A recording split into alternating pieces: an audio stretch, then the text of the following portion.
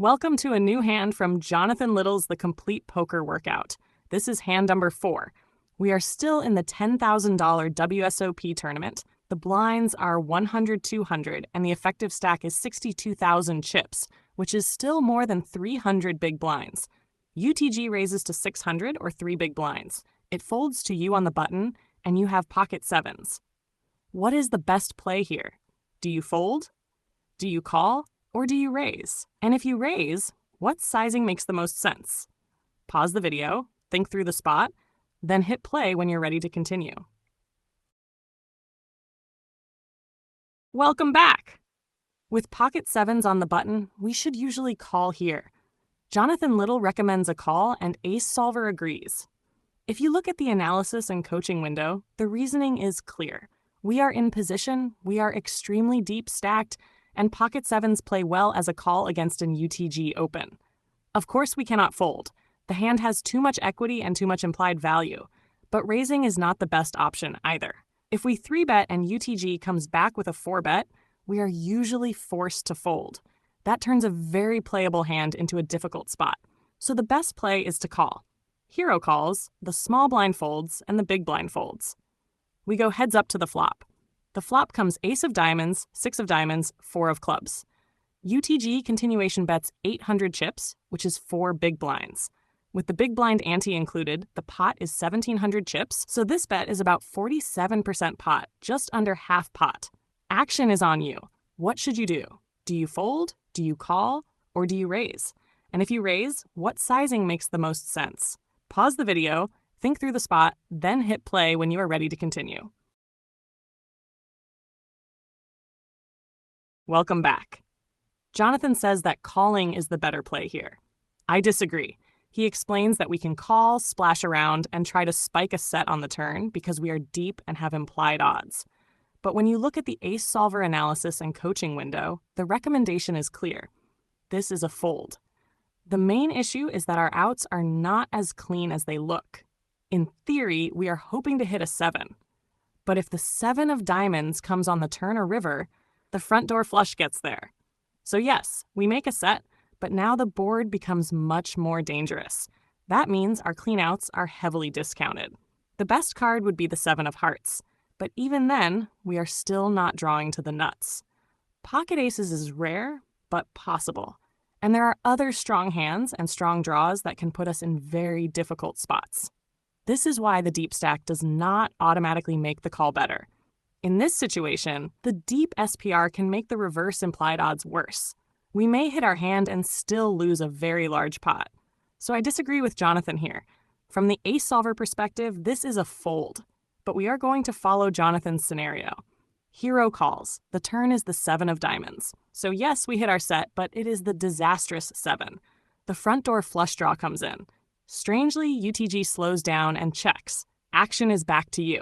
What should you do now? Should you check back, or should you bet? And if you bet, what size? Pause the video, think through the spot, then hit play when you're ready to continue. Welcome back. After UTG checks the turn, the situation changes. If UTG already has a flush, he may bet for value, but he can also check to trap and give us a chance to bet. So we do not want to go too big here. Jonathan recommends betting 2,000 chips, and I agree. AceSolver is very close as well. It proposes sizes around 1,600 or 2,200, so betting 2,000 fits well within that range. When we look at the analysis and coaching window, the reason is clear. After UTG checks, we should now bet for value and protection. UTG can still have hands with one strong diamond, like the king of diamonds or the queen of diamonds. Those hands may call one more street trying to complete the flush on the river. So we do not want to overbet, but we should definitely try to get value now. Following Jonathan's scenario, hero bets 2,000. UTG calls. The river is the 3 of spades. UTG checks again. Action is back to you. What should you do now? Should you check back, or should you try to get more value on the river? And if you bet, how much? Pause the video, think through the spot, then hit play when you are ready to continue.